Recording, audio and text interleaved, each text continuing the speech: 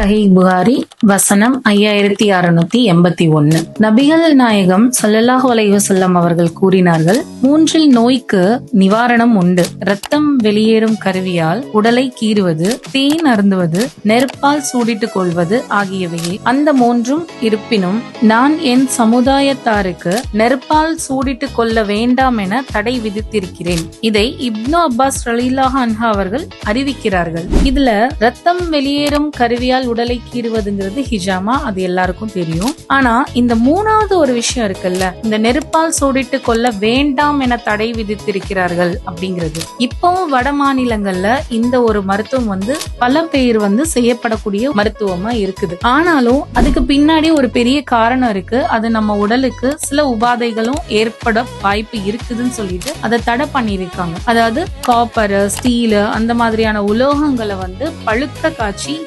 உள்ளங்கால்ல சூடு போடுற சில வழக்க முறைகள் இருக்குது. அதை தடை விதித்திருக்கிறாங்க. அதுதான் இந்த ஹதீஸின் மூலமா தெரிய வர வேண்டிய விஷயங்கள். மேற்கொண்ட நிறைய ஹதீஸுகள் இருக்கு, பின்வரும் பதிவுகள்ல பார்க்கலாம்.